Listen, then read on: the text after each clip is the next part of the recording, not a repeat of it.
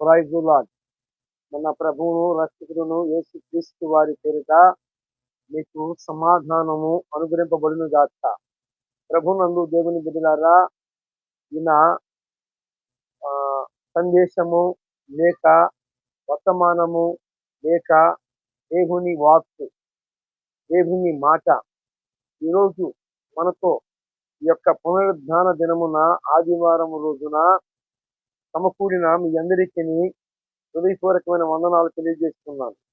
ప్రభునందు దేవుని బిడ్డలారా, ఆయా ప్రాంతాల నుండి, ఆయా ఆ, రాష్ట్రాలు, దేశాలు, ఆయా తాలూకాలు, ఆయా గ్రామాలలో నుండి మరి ఈ రీతిగా నాతో కలిసి ప్రభు నామాన్ని ఊరేగింపజేస్తున్న విధానాన్ని బట్టి మన ప్రభు అయిన యేసుక్రీస్తు వారి పేరిట మీకు వందనాలు తెలియజేస్తున్నాను.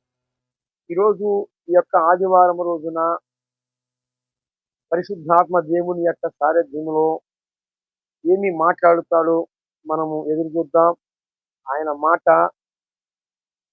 మరి తన యొక్క దాసుని మరుగు చేసుకొని మరి ఎందరైతే హృదయపూర్వకంగా దేవుడు నాతో మాట్లాడాలి, ఆయన మాట్లాడే దేవుడు, ఎవరు నిలబడినా వాడుకుంటాడు, ఎవరిలో ఉండైనా నాతో మాట్లాడతాడు అని ఎందరైతే ఆశపడతారో వారందరి ఆశ ఆ ప్రభువు యేసుక్రీస్తు పేరిట నెరవేర్చబడును గాక. ఆమేన్. ప్రభునందు దేవుని బిడ్డలారా, ఈరోజు ఈ ఆదివారమున ఈరోజు సందేశం ఏమిటయ్యా అంటే, ఈ మధ్య మిడిమిడి జ్ఞానముతో మరి ఏం చేస్తున్నారు అంటే,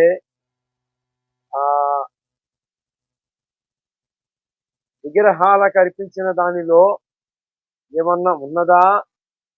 పౌలు భక్తుడే తెలియజేశాడు కదా, విగ్రహ సంబంధమైన దాంట్లో ఏమీ లేదు, అవి ఉత్తవే, దానిని మనం స్వీకరించకపోతే ఒకవేళ దానిలో ఏదైనా ఉన్నదనుకుంటారేమో అని చెప్పి అని ఆ పై వచనాలు, ఆ పై భాగాలని మాత్రమే మాట్లాడటం, నెక్స్ట్ కింద వచనాలని విడిచిపెట్టి, ఏమండి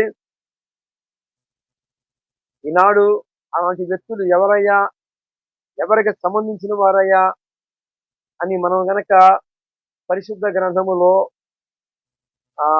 ఆనాడు పద్మాసు దీపమందు మరి యోహాను భక్తుడు భవిష్యత్తులో ఏం జరగబోతుందో, ఏమి ఉపద్రవాలు కలగబోతున్నాయో, ఏ పరిస్థితులు జరగనై ఉన్నాయో అవి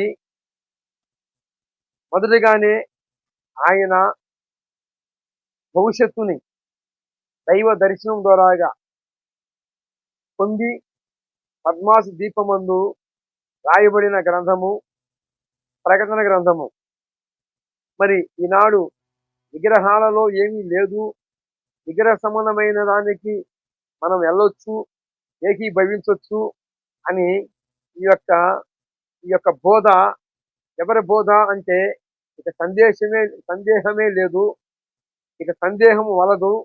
ఎవరంటే పక్క అపవాది యొక్క ఏజెంట్లు అని చెప్పాలి, లేక యెజబెలు యొక్క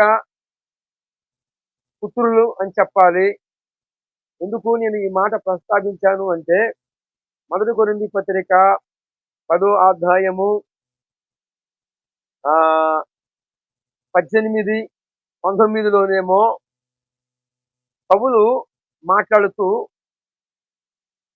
అన్ని జనులు అర్పిస్తున్నవి మరి విగ్రహ సంబంధమైన వాటికి అర్పిస్తున్నారు, అవి కొత్తవే, దానిలో ఏమీ లేదు. తర్వాత దానిలోది మనం స్వీకరించకపోతే దానిలో ఏదన్నా ఉన్నదనుకుంటారేమో అన్నాడు.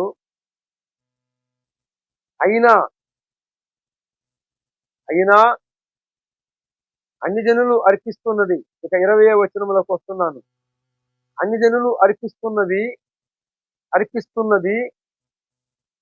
దేవునికి కాదు, దెయ్యములకు అని పౌలు ప్రస్తావించాడండి.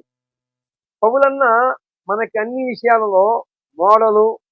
మరి పౌలు భక్తుడు మాత్రమే నేను క్రీస్తుని పోలి నడుచుకున్నాను, మరి ఆ ప్రకారము మీరు నన్ను పోలి నడుచుకోమని మనకి మాదిరిగా అన్ని విషయాల యందు ఫలబద్ధగా ప్రభువారు తర్వాత పౌలు భక్తుడు బోధలు మనము విన్నప్పుడు వాస్తవే కదా, పౌలు చెప్పింది వాస్తవమే కదా, నిజమే కదా, ఇక సందేహము ఇక లేదు అని ఈనాడు 99% పౌలు మహాభక్తుని యొక్క బోధలే ప్రకటింపబడుతున్నాయి. అయితే ఈ 18, 19 వచనాలని, ఈ 2 రిఫరెన్సులని, 2 వచనాలను తీసుకొని యెజబెలు యొక్క పుత్రులు, అబద్ధ బోధకుల యొక్క బోధ ఈనాడు మనం వింటున్నాం. ప్రభునందు దేవుని బిడ్డలారా, ఈ ఆదివారం రోజున మరి కరాఖండిగా తెలియజేస్తున్నాను. పౌలు అన్నాడు, ఆయనను అన్యజనులు అర్పిస్తున్నది దేవునికి కాదు దెయ్యములకు అన్నాడండి. ఈ కింద మాటలు వదిలిపెట్టి పై మాటల వరకు చదివి సోదరుల్ని, సంఘములో ఉన్న విశ్వాసుల్ని ఏమరపరిచి ఏమండి వారిని నిద్రబుచ్చుతూ వారిని మొత్తులుగా మరి చేస్తున్న ఈ యొక్క యెజబెలు పుత్రుల్ని మనం ఏం చేద్దాం? మనమేమి చెయ్యలేము, కానీ వారి కొరకు ప్రార్థన చేయటమే మన పని. అయితే ఆ బండ ఎవరి మీద పడునో, ఆ బండ ఎవరి మీద పడునో వారు తునాతునకలైపోతారని మత్తయి సువార్తలో రాయబడిన ప్రకారముగా తీర్పు విషయంలో దేవునికి విడిచిపెడదాం. వారి పట్ల వారు త్వరగా మారు మనసు పొందాలని మనము ఎదురు చూద్దాం. ప్రభువారు కూడా మారు మనసు పొందినట్లుగా ఆనాడు యెజబెలు స్త్రీకి మారు మనసు పొందినట్లుగా టైం ఇచ్చాడు, సమయం ఇచ్చాడు. కానీ అది మారు మనసు పొందనల్లకున్నదట. దాని పిల్లలని మంచం పట్టించి చంపేస్తాను అని మన యొక్క ప్రభువారు ప్రకటన గ్రంథము 2వ అధ్యాయము 20వ వచనములో అది ప్రవృత్తి అని చెప్పుకుంటూ నా యొక్క ప్రవర్తనను విగ్రహ సంబంధమైన వాటికి అర్పించిన వాటిని తినొచ్చు అని బోధ చేస్తుంది. దానిని మంచం పట్టించి నేను చంపుతా అని ప్రభువారు పలికిన మాట ఏం బోధిస్తుంది? యెజబెలు స్త్రీ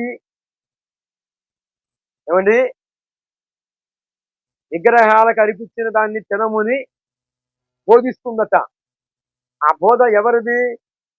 స్పష్టంగా మనకు అర్థమవుతుంది, సందేహం ఏమి లేదు. స్పష్టంగా ఈ యొక్క బోధ ఎవరిదయ్యా అంటే విగ్రహాలకి అర్పించినది తినవచ్చు అన్న చెప్పిన బోధ ఎవరిదయ్యా అంటే పక్కాగా ఇక సాతాను యొక్క ఆబద్ధీకుడి యొక్క ఆబద్ధ బీజానికి పుట్టిన వారు అని చెప్పొచ్చు, గురి బీజానికి కలిగిన వారని చెప్పవచ్చు. ఇంకా ముఖ్యంగా వీరు ఎవరయ్యా అంటే 2 కొరింథీ పత్రిక 11, 14 వచనములో ఉన్నవారని స్పష్టంగా తెలియజేస్తున్నానండి. ఈ ఆదివారం రోజున మీకు చెప్పటము నా ధర్మం.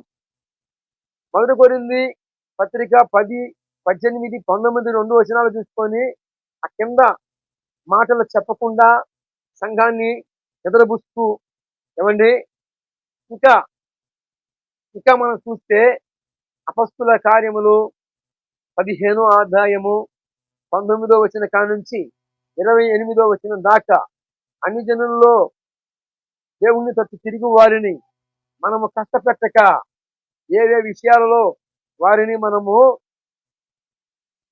కరాఖండిగా ఏమండి ఆజ్ఞని ఇయ్యాలని, ఏ విషయాలలో వారు విసర్జించాలో, దేని విషయంలో ముఖ్యంగా వారు విసర్జించాలో దానిని పత్రిక రాయాలని ఇది యాకోబుకును పరిశుద్ధాత్మకు తోసిందట. వారి మీద ఎలాంటి భారము పెట్టకూడదు. అన్యులలో నుండి దేవుని వైపు తిరుగుతున్న వారిని మనము కష్టపెట్టక, ఏ విషయాలలో వారికి మనము కరాఖండిగా తెలియజేయాలి, దేని విషయంలో విసర్జించమని చెప్పాలి. ఏమండి ఈ యొక్క అబద్ధ బోధకులకి మరి ఎలాగా ఈ రిఫరెన్స్లు తెలియదా? తెలిసి కూడా అలాగనే అనేక రకాలుగా సాతాను యొక్క కింద, మన గవర్నమెంట్ కింద పనిచేస్తున్నారు వీళ్ళు. ఎవరు అంటే సాతాను యొక్క ఏజెంట్లు, అబద్ధ బోధకులు. ఇక్కడ అన్నాడు యాకోబు భక్తుడికి తోసిందట. యాకోబు భక్తుడికి తోసిన ఆ మాట పరిశుద్ధాత్మకు కూడా తోసింది. పరిశుద్ధాత్మ అంటే శక్తి ఒక వ్యక్తి అభిప్రాయాన్ని ఏమండి ఆమోదించాడు.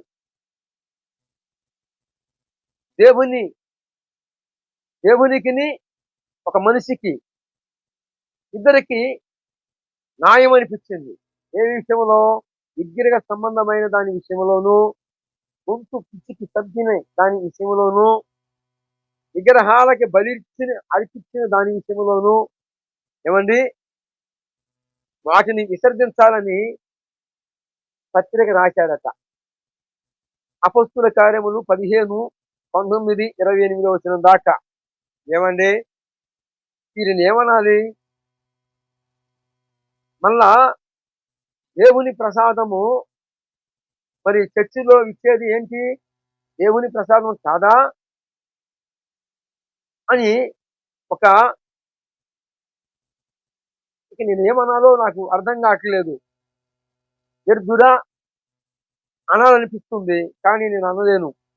ఎందుకంటే మత్తయి సువార్త 5:21లో మీ సహోదరుని వ్యర్థుడా అనవద్దు అని ఉన్న లేఖలను బట్టి నేను వ్యర్థుడా అనాలనిపించినా, యెధవాయ్ అనాలనిపించినా నేను ఆ మాటను బట్టి అనలేను. ప్రభువునందు దేవుని బిడ్డలారా, ఇలాంటి వ్యక్తులని గమనించండి. స్పష్టంగా ఇలాంటి వ్యక్తులు ఎవరో కాదు. ఏమండి ఇక సందేహము పడాల్సిన అక్కర లేదు. మీరు ఎవరయ్యా అంటే అపవాది యొక్క ఏజెంట్లు. ఏమండి దేవుని ఆలయములో, చర్చిలో అసలు ప్రసాదం అనేది ఉన్నదా? యేసు ప్రభు వారి నామాన్ని ఏమండి ఇది యేసు ప్రభు వారికి అర్పించాము, ఈ చాక్లెట్, ఈ కేకు యేసు ప్రభు వారికి అర్పించామని ఎక్కడైనా ఎప్పుడైనా ఏ దైవ సేవకుడైనా కనీసము ఒక విశ్వాసైన చెప్పిన దాఖలాలు ఉన్నాయా? చర్చిలో సృష్టికర్త యొక్క నేము ఉండదు. ఎందుకంటే ఆయనకి మనమేమిస్తామండి? ఆయనే సమస్తం మన కోసము సాచి పెట్టాడు. ఆయన యోహాను సువార్త 14వ అధ్యాయములో మన కొరకు నివాసాలని సిద్ధం చేస్తున్నాడట. నివాసములను సిద్ధం చేస్తున్నాడట. అంతటి ఉన్నతమైన మహోన్నతుడు, సర్వశక్తి కలిగిన ఆ దేవునికి, సృష్టికర్తకి మనం ఏమిస్తామండి? చర్చిలో అసలుకి ప్రసాదం అనేది పంచుతారా? ఒక వ్యర్థుడు, ఒక మతోన్మాది అంటే అబద్ధ బోధకుడు, సాతాను యొక్క ఏజెంటు అంటాడు చర్చిలో కారబుండి పంచట్లేదా? అది దేవుని ప్రసాదం అని. ఏమండి కారబుంది సహోదరులు అందరూ కలుసుకున్నాం కాబట్టి ఎక్కడెక్కడ వాళ్ళందరూ కూడా 6 దినాలు పనిచేసి 7వ దినము దేవుని యొక్క ముఖ దర్శనము, తన యొక్క దాసుని ముఖ కాంతిలో నుండి తన బిడ్డలతో ఏం మాట్లాడాలి అని ఉద్దేశంతో ఉన్నాడో ఆ యొక్క సృష్టికర్త యొక్క ఆలయములో అందరినీ కలుసుకున్నాము కాబట్టి ఆ సంతోష సమయములో ఏదో ఒకటి గుర్తుగా మనము తినటానికే సిద్ధపరుచుకున్నాం కానీ దానిలో దేవుని మేము అసలుకి లేనే లేదు. మామిడికాయ ఎలాగా ఉంటది? నల్లగా ఉంటది. మసిబూసి మామిడికాయ చేయాలని చూస్తున్నారు ఈనాడు అబద్ధ బోధకులు. చర్చిస్లో ఏది పంచినా, ఏ వస్తువు ఇచ్చినా జస్ట్ యేసయ్య నామము, యేసు నామములో దీనిని బలిగా అర్పించామని గాని, యేసు ప్రభు వారికి ఇది పెట్టామని గాని లేదు. కొత్తగా వచ్చిన అన్యుడు ఎవరన్నా ఉన్నట్లయితే మనకు అర్థం కాక, ఎందుకంటే అతను విగ్రహ సంబంధమైన ఆరాధన చేసి వచ్చి ఉన్నాడు కాబట్టి అతనికి తెలియదు చర్చిస్లో మరి దేవుని యొక్క యేసు ప్రభు వారి నామాన్ని ఇచ్చిన దాఖలాలు లేవు. ఆ అనుడికి ఎరగక ఓహో ఇది దేవుని ప్రసాదమా అనుకొని కళ్ళకు అద్దుకొని తినేస్తాడు కొత్తగా వచ్చిన అనుడైతే. ఏమండి అంతేగాని యేసు ప్రభు వారికి ఏది కూడా ఆయన అన్నాడు, నైవేద్యము బలులు నాకిష్టమా, విరిగి నలిగిన హృదయమే నాకిష్టము. బలి కాదు ముఖ్యం, బలి అర్పించే వాడు ముఖ్యం. మరి ఎవరికి? క్రీస్తు యేసు యాజకునికి.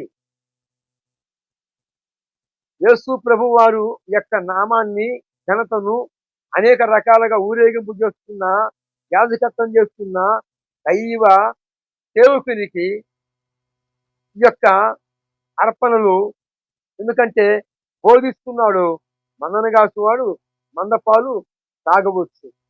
ఏమండి చర్చిస్లో ఒకటి ప్రముఖమైన ఒక 2 వస్తువులు ఇవ్వబడతాయి. అది ముఖ్యమైనవి. అసలుకి ఆదివారము ఆ 2 కోసమే కూడుకోవాలి. ఏంటి అంటే ప్రభువు శరీరము, ప్రభువు రక్తము. దీనిని ఎవరికి ఇస్తారు? ఎవరికి ఇవ్వచ్చు అంటే యేసు ప్రభు వారిని అంగీకరించి మారు మనసు పొంది పాప క్షమాపణ నిమిత్తమైన బాప్తిసం పొందిన వ్యక్తి మాత్రమే ఆ యొక్క బల్లలో పాలుభాగస్తుడు కావాలి. ఆయన రక్తము, ఆయన శరీరములు వారికి మాత్రమే ఇవ్వబడతాయి. ఇతరులు ఆశిస్తే ఎవరన్నా ఇది దేవుని ప్రసాదమని ఒకవేళ అడిగినా సరే ఏమండి అవి ఇతరులకి ఇవ్వబడవు. ఇస్తే ఏం జరుగుతుంది? 1 కొరింథీ పత్రిక 11:23-32 దాకా బైబుల్ పరిశుద్ధ గ్రంథము అంటుంది, ప్రభువునందు నిద్రిస్తున్నారట, అంటే చనిపోతున్నారట. చాలా మంది బలహీనులైపోతున్నారట, చాలా మంది రోగులైపోతున్నారట. దేనికి?